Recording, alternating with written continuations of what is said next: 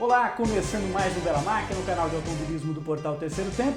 Pela primeira vez aqui, Júlio Borlenghi, tudo bom? Tudo bem, um prazer estar aqui. Legal, o Júlio está fazendo a sua primeira temporada completa no Campeonato Brasileiro de Turismo, é isso, Júlio? Isso. E você fez algumas corridas no ano passado e a tua trajetória é mais exatamente com carro de turismo, é isso? Isso. Conta um pouquinho de como é que você foi parar aí nas pistas, a tua trajetória inicial, para depois a gente falar desse ano. Nós já tivemos uma etapa, né, rodada dupla lá em Goiânia, não é isso? Que você teve uma corrida. Mas fala um pouquinho da tua trajetória até a gente chegar nesse ano 2017, Borlenghi. Bom, comecei no kart, né? Eu tinha 15 anos, quase 16, e comecei na Copa São Paulo. E ali eu tive 5 anos de experiência. Correndo por onde? Granja? Na Granja, fazer o campeonato da Granja. Da Granja, tá. Fiz algumas provas também em Interlagos, Campeonato Brasileiro. E minha base foi ali, né? 5 anos correndo ali. Comecei nos 4 tempos, na categoria da Pro 500. E aí comecei na DD de Rotax, DD2. Fiz uns quase 3 anos de 2 tempos. E aí no ano passado eu estava fazendo um intercâmbio nos Estados Unidos, na cidade de Boston, e ali eu testei um carrinho que é como se fosse um Stock Junior, antigo Stock Junior que tinha aqui, o Legend Car. Tá. E ali Já foi tive piloto que veio aqui que já fez teste com isso aqui, parece um Calhambeckzinho, né? Isso, diferente, né? pequeno, simpático. E ali foi meu primeiro contato com carro de corrida, né? Tá. Eu saí do kart, fiz a transição ali. Foi numa Já pista... é um primeiro contato diferente, né? É um kart, carro né? pequeno, assim, diferente de tudo, né? Cara, Mas é um primeiro contato e foi logo numa pista de oval, né? Que é mais diferente ainda. Para qualquer brasileiro é diferente, né? A gente não tá acostumado. Deu susto no começo? Não? Ou foi tranquilo que nem Fernando Alonso? Né? Eu não tinha experiência do Alonso, né? Então eu tive que ir mais devagar. Mas foi bom, eu tive um 7º logo na primeira corrida. E aí consegui já um terceiro lugar. Quantos carros nessa etapa? Tinha uns 23, 24. Que era um oval curto? Oval menos de meia milha, 3/8 que eles chamam, né? Mas foi bom. E aí Nenhum susto durante essa prova? Não, essa não, foi tranquilo. Acho que o grande medo de quem vai fazer oval é esse, né? Eu já conversei com vários pilotos que correram em oval e eles têm essa... Olha, o primeiro contato, eu confesso que eu me senti meio claustrofóbico, assim, né? Porque carro de corrida já é apertado, né? Não é que nem kart, aquela coisa de Hans... o macacão. E no kart você tá o vento ali passando, você tá... E aquele carrinho, ele é mais apertado ainda, né? Então a sensação de claustrofobia é mais intensa. Passando mais perto do muro. Tem tudo essa... se acostumar, né, com aquele meio. Você sabe, desculpa, só falar uma coisa que eu acho interessante. O Christian Fittipaldi já veio aqui 2 vezes comigo, ele falou que a experiência dele em oval, ele não gostava muito não. Até hoje ele fala que não gostava muito. E uma coisa que ele cita é o aspecto daquela... às vezes você está no começo de uma prova de longa duração, né, num super speed, tipo Indianápolis, e você no começo da prova o carro começar a sair de traseira, né? Saber que você vai ter mais 3 horas de corrida com o teu carro querendo te jogar para fora. Não, né? Foi. E aí depois disso você teve experiência também com aquele gineta, né? Com o carro Isso, então, aí a partir daí eu fiz umas 3 corridinhas nesse carro. E aí eu fui pra gineta, na Flórida. Aí já é outra coisa. Aí já é outra coisa. Eu fiz com a ginetinha primeiro, né, que eles chamam, que é a G40. Mais curtinha, né? A pequenininha, uns 150 cavalos, um carrinho mais fraco. Pra aí sim ter um contato de verdade com um carro de corrida. Pista mista ou... Aí foi em Sebring, na Flórida, pista mista. E aí eu fiz uma corridinha assim só pra me familiarizar um pouco e depois já fui pra normal, pra gineta, pra G55, né, que já é um GT4. E aí eu fiz isso tudo no ano passado, né, do meio pro final. E aí eu fiz umas 3 provas em Homestead, em Daytona, e aí foi onde eu comecei a pegar mais experiência com carro de turismo. E no final do ano eu fui para outra gineta, que é o protótipo da gineta já, né? Que é a G57. Já parece um carro do Mundial de Endurance, né? Já é aquele carro mais... Uma cara mais invocada. Já é bem bravinho, né? Quantos cavalos aí você já partiu? De qual foi o salto aí? A G55 tem 350 cavalos, mais ou menos. E o protótipo tem 550. Você já aumentou 200 cavalos, quase dobrou. Fora o peso, né? Que sim, tem o carro 900 bem quilos. mais leve e tal. E é um carro bem E aí em que circuito você andou? Somente em Homestead. mistos? Somente em É, a maioria das provas lá do Fara, que é o Fara, campeonato né? que eu corro, a maioria das provas são em Homestead. Ela varia só em Daytona e Sebring, mas ela varia nos traçados de Homestead. Ele pega Era você o único brasileiro nessa ocasião? Não, tinha mais brasileiros lá Não, correndo lá. a equipe da Gineta lá, ela é formada por os donos da equipe. É o William? É o William, não. É o Adolfo e a Aline. A Aline. A equipe em geral é brasileira. Fora os meus mecânicos do protótipo, que aí eles são mecânicos que vêm do IMSA, Tá. e aí eles são americanos. Mas a equipe em si é brasileira. Tá. E Isso ajuda, né? De uma certa maneira, já fica ajuda, mais né? familiar, né? Aquele contato ali. teve até um ponto engraçado na primeira corrida que eu fiz. Veio os engenheiros da Gineta da Europa acompanhar essa corrida. E o engenheiro de motor estava no rádio comigo, num dos primeiros treinos. E ele falava comigo, eu falo inglês, mas na hora que você está lá dentro é mais difícil. Aí eu pedi, por favor, põe alguém em português falar comigo no rádio. Na hora do aperto não sai o inglês aqui, né? É mais difícil, né? Tentar raciocinar naquela pressão, né, que existe. Enfim. E esse ano eu fiz outra corrida lá também. Esse ano agora, 2017 também? Não, ainda em 2016. Isso, teve uma corrida esse ano lá já. Tá. E eu fiz com o Arthur Fortunato, que é um piloto brasileiro também. Então, mas aí vocês dividiram o mesmo carro? Não? são 4 horas de prova. A gente faz 2 horas cada, mais ou menos. O stint longo. Perdão, 3 horas de prova, 1 hora e meia. 1 hora e meia cada um. Isso. Na boa, tranquilo, fisicamente? Olha, no protótipo um pouco mais puxado. Né? Confesso que o carro tem uma exigência maior. Mas nas outras ginetas é tranquilo. Dá para levar, né? Cansa, mas dá para ir, é tranquilo. E 2016, você faz algumas provas aqui, você faz 2 corridas, é isso? Do Brasileiro de Turismo? Foi isso aí que você fez? Eu fiz as 3 últimas etapas. Tá? Eu fiz Curitiba. Foi tua estreia em Autódromo Brasileiro? Foi. E fiz...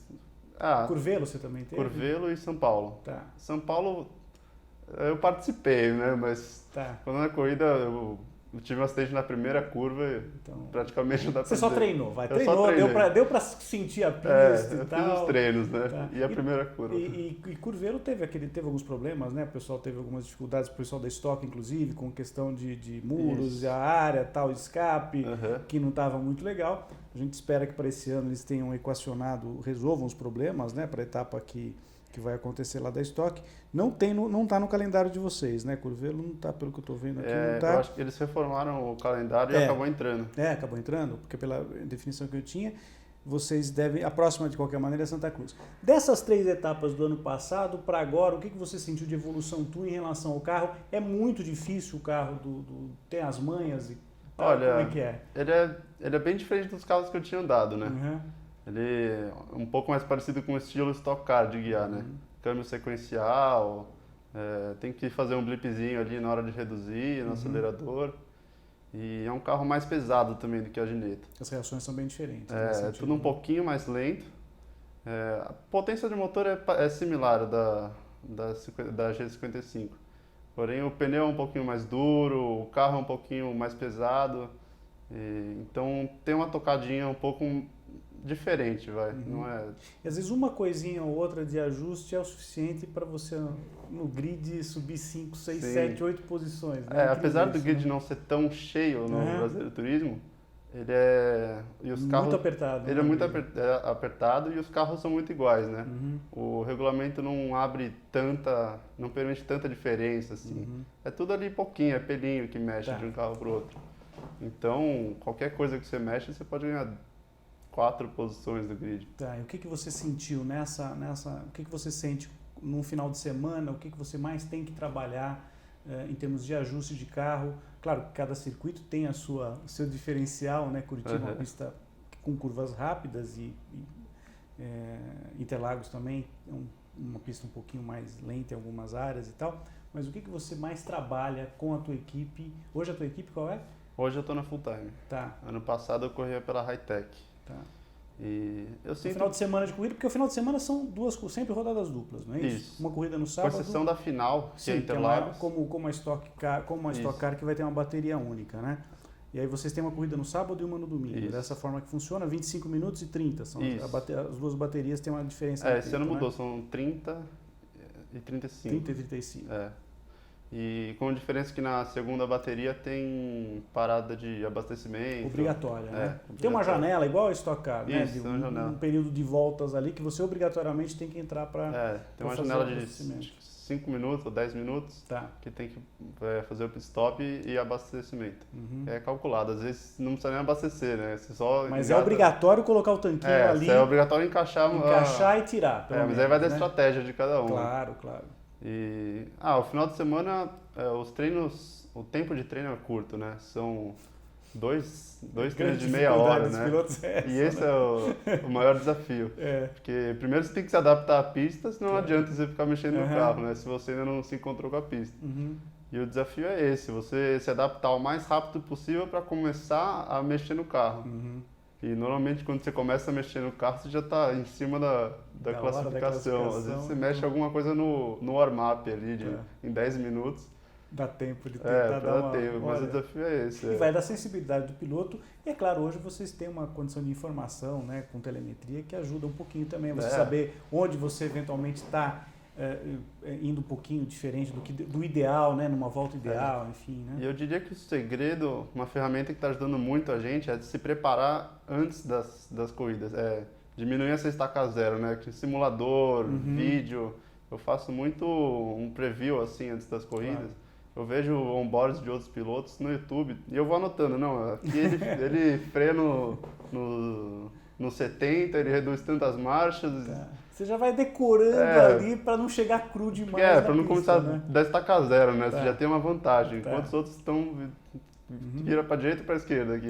Por exemplo, a próxima, agora falando exatamente da próxima etapa, Borleng, vai ser Santa Cruz do Sul, que é uma pista que você fez alguns treinos, é isso? Eu fiz uns treinos esse mês. E aí como é que foi lá? Gostou da pista? Pista... Tem algum pontinho meio chato, você fala, aqui vai ser enroscado? Não, é uma pista desafiadora, assim, principalmente no primeiro setor. Eu acho que o segredo da pista onde você vai ganhar tempo é no primeiro setor, naquele Szinho.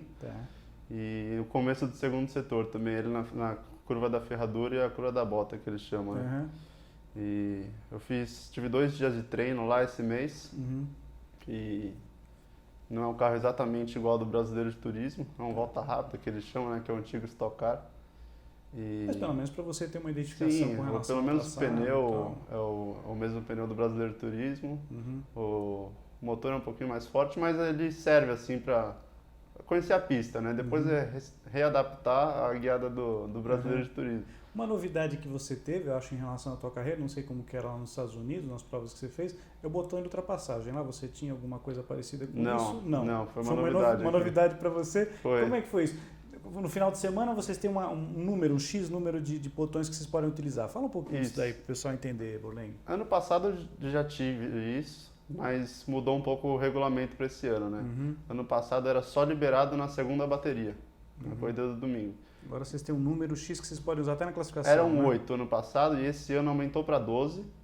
E você pode usar desde a primeira como na segunda. Se você administra do jeito que cabe você o piloto, a estratégia dele.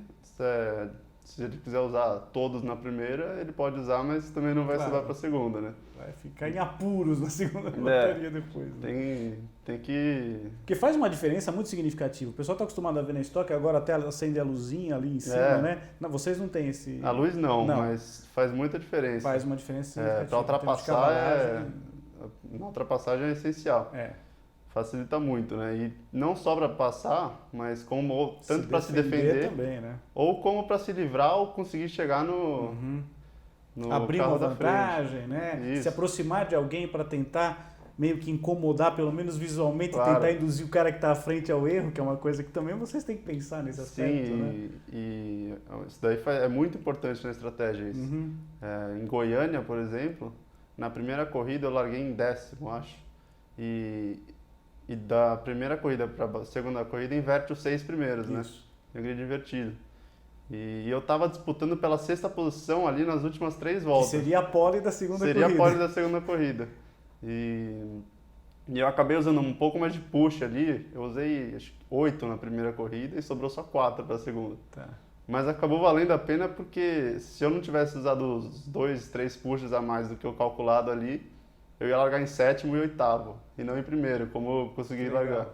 Então, na tua estreia, numa primeira temporada, você já conseguiu Claro, é uma posição que obviamente não é a de treino, claro, mas é legal porque tem um aspecto muito interessante que eu acho muito bacana no grid invertido, que é a possibilidade do piloto que às vezes não teve um treino bom no primeiro conseguir largar bem, aparecer eventualmente algumas equipes que normalmente não aparecem, não é o caso da tua, que a Full Time é uma equipe forte, é claro, né? Tem uma tradição muito grande no automobilismo, mas é bacana para você pegar, mas aí você ficou com poucos pushes para se defender na segunda corrida, né? Não ajudou muito nesse aspecto. Não, né? eu tive que me virar na segunda, né? Claro. Aliás, nem teve muito que se virar, porque antes da largada da segunda bateria eu tive uma quebra de câmbio. Tá. E foi uma pena, porque a gente tinha um ritmo muito forte. Você ficou com uma marcha a menos, é isso? Quebrou a segunda marcha. Tá. Goiânia, segunda marcha. Em Goiânia eu usei todas as curvas. É complicado. Só na curva 1, né? Tá, é verdade. Então... Fez uma falta danada. Não falta nada. Na primeira volta eu já sabia, né? Eu não vou nem trancar, né? Eu só vou me segurar aqui, ninguém me acertar, porque eu sei que eu vou estar lento, vai ser difícil até para largar. Tem uma questão de segurança, né? E dos outros, obviamente. Né? Esse foi o ponto. Porque não tem uma plaquinha atrás, olha, estou sem uma marcha, né? Quer dizer, não, e não deu nem tempo de avisar os outros, porque quebrou na volta de apresentação. Tá. Na verdade, quebrou nas voltas de sair do box, antes de alinhar para o grid. Instalação, né? Então a equipe sabia, mas só a equipe. Nem o narrador, ninguém sabia. Então, as outras equipes, na largada eu sabia que ia vir carro pela direita, ia vir carro pela esquerda antes da primeira curva. Você conseguiu terminar a prova? Eu terminei em sexto ainda. A estratégia foi deixar quem tivesse mais rápido passar e contar com o erro dos adversários. Mas mesmo assim, marcando pontos para um campeonato, né, que de certa forma tem a sua relativamente longo, né? Não são várias corridas que a gente tem ao longo da temporada, né, Borleng? Então é importante sempre somar pontos. Falando em sexto, se foi sexto na primeira bateria, na segunda você está em sexto no campeonato. Isso. Não é isso? Com 14 pontos, eu estava dando uma olhadinha aqui na classificação geral, que o Gaetano de Mauro está liderando com 33 pontos, né? O Vitor Batista está com 27 e você aparece na sexta colocação com 14. Com muito chão pela frente ainda. Tem muito campeonato. Para brigar pelo campeonato, certamente que você tem condição. E tem o negócio do lastro também, né? Que vocês têm essa questão, né? Queria que você explicasse um pouquinho como é que funciona isso. Esse foi até um dos pontos que pra gente fechar essa parte aí tornou a segunda bateria mais promissora, né? Porque a primeira bateria estava todo mundo sem lastro, né? Por ser a primeira do campeonato. Mas na segunda, os que estavam largando atrás de mim, por ter invertido o grid, eles estavam mais pesados. E eu já tinha um ritmo bom na primeira, e eu largando na pole, a segunda corrida era muito promissora, né? E... Se não fosse o câmbio, talvez desse para beliscar a vitória, né? Corrida, claro, acontece, é coisa de corrida. E essa questão do lastro, eu acho que 80 quilos que o primeiro colocado leva, não é 80 isso? quilos, aí 70 do segundo, 60. Vai diminuindo, né, gradativamente. Se eu não me engano, são os 4 primeiros que levam lastro. Isso, o primeiro leva 80, o segundo 70, o terceiro 60 e o quarto colocado 50 quilos, né?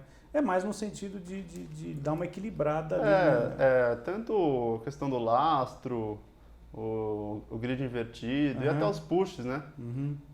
Eu acho que a ideia é unir a categoria e dar chance tanto para as equipes os pilotos que estão estreando, porque é uma categoria de entrada mesmo, de formação, né? Claro. Então, acho que a ideia é dar chance para todo mundo. Não, é legal e você propicia muitas vezes, o que tem acontecido inclusive nos últimos anos, disputas até o final do campeonato, né? Claro. Quer dizer, normalmente a decisão acontece na última corrida, que é essa que você mencionou até, né, Borleng, que vai ser a etapa final disputada lá em Interlagos, marcada acho que inicialmente para o dia 10 de dezembro, que vai ser uma bateria única, não é isso? Vai ser uma prova só, sem essa questão de lastro, né? Aí cada um por si e o que tiver no campeonato. E provavelmente com uma disputa que não vai estar definida, né? Dificilmente vai. Porque a tendência é que... Se eu não me engano, a última etapa é pontuação dobrada, né? Então aí pode acontecer... Você vê ano passado, por exemplo, chegaram 5 pilotos disputando o título. Chance, né? E às vezes quem está correndo por fora ali consegue também, né? Às vezes o cara que não está efetivamente na liderança tem um azar danado, pode acontecer corrida. Às vezes, numa prova. Na final ali acontece alguma coisa com os 2, 3 primeiros e ali todo mundo acha que não, esse daqui não tem chance porque está longe. Corrida é corrida, né? Você quebrou. Você falou em ser uma categoria de entrada, que, enfim, os pilotos começando e tal. O objetivo teu, que você tem feito uma carreira pensando nos carros de turismo, é chegar a Stock Car, é esse o objetivo. Você já traça mais ou menos um plano em termos de tempo, o que você imagina? Vai esperar terminar esse campeonato para ver o desempenho? Como é que você está pensando nisso aí, Bolengue? A ideia é, ano que vem, talvez já conseguir começar na Stock Car. Legal. Esse é o plano, né? Mas tem que ter o pé no chão e na hora que tiver no final do ano, desse ano, a gente analisar e ver se já tem condições, porque o nível da Stock Car é muito alto, né? É absurdo. Toda a classificação, os 25 carros em menos de um segundo. Isso pra mim, acho que é uma coisa única em qualquer categoria do mundo. É o que todo mundo comenta, né? No mundo inteiro, um equilíbrio tão grande quanto esse. E entrar despreparado na Stock Car não é um negócio que a gente quer. A gente quer entrar com força, né? Claro. Entrar para brigar, pelo menos no meio do pelotão, no primeiro ano. Falando em estoque, o que você, só para a gente já aproximando do final, dessa turma toda que está disputando hoje lá, nós estamos hoje no campeonato, Thiago Camilo e Daniel Serra, ambos empatados com 69 pontos, depois o Max 56, Átila 51, o Ricardinho Maurício também 51, o Fraga, o atual campeão, com 49. Se você tivesse que fazer uma aposta aí, você acha que já dá para pensar? Ou o campeonato deve ficar por esses daí, alguém pode surgir e tal? Eu acho que vai mudar muita coisa, até o meio do ano já vai mudar muito, né? Até o final do ano. Bueno não está entre os 6, mas com certeza vai disputar esse campeonato. O próprio Rubens vai, eu tenho certeza que ele vai vir forte esse ano de novo. O próprio Kodair também, eu acho que ele vem forte. Marquinhos, né? Isso, tem muita gente que pode entrar na briga ainda, né? Foram só 2 etapas e ainda faltam 10, são 12 etapas, né? Mas eu acho que eu gosto muito da tocada do Rubens, ele é um piloto experiente. E o próprio Fraga, né, que foi campeão ano passado. Mais jovem, eu acho que todos os vem tempos. Com muita força ainda. De repente a gente pode ter um campeão inédito também, né? Quer dizer, que nunca ganhou, claro. Na casa do Fraga, o Serra, o Daniel tá precisando desse título, o Thiago Camilo. Eu aposto na moçada mais jovem aí, na geração. Lógico, tá na tua. Você tá com que idade agora? Tô com 21. 21 anos, então tem que aproveitar e firmar essa posição em relação aos mais jovens mesmo, né? Embora os veteranos continuem fortes, Nossa né? geração tem que chegar com força, o caso do Kaká e tal. Ô, Bolengue, eu sei que deve ter gente que te apoia, a gente não tem problema com merchan aqui, o brinco que o Milton Neves não tem problema nenhum. Deixa o teu recado final, quem te apoia, como é que você tá, quem quiser entrar em contato com você, tuas redes sociais, enfim, pode deixar o teu recado pessoal.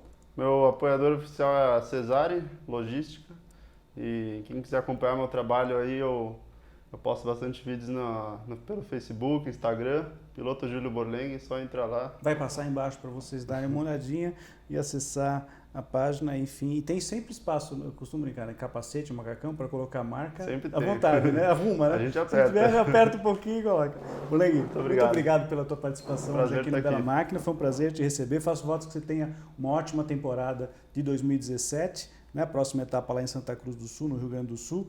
O ano passado estava um frio danado, né? Lá, vamos ver como é a temperatura e que você tenha uma ótima temporada então 2017 e que, quem sabe, tomara 2018 você realize teu sonho de estar no grid da Stock e vamos estar com portas abertas para te receber sempre que você tiver novidades. Muito obrigado. Tá legal? É isso aí. Bom, a gente sempre encerra o Bela Máquina com uma dica da sessão Que Fim Levou, do Portal Terceiro Tempo, e nesse mês de maio, né, nesses últimos dias, nós tivemos os 35 anos da morte de um piloto muito representativo, ídolo de quase todo mundo, até de quem não viu ele correr, que é o Gilles Villeneuve. Então, a dica de hoje para você acessar na sessão Que Fim Levou do Portal Terceiro Tempo é a página do canadense inesquecível, né, adorado pelos tifosi e pelos ferraristas, o Gilles Villeneuve, que teve um filho campeão da Fórmula 1 e ele com certeza teria muitas chances de conseguir esse título se não fosse aquele trágico acidente que ele teve lá em Zolder, na Bélgica, em 82. Então, com essa dica final, eu encerro o Bela Máquina de hoje, depois desse papo muito bacana que eu tive com o Giulio Borlengue. Até lá, pessoal. Tchau, tchau.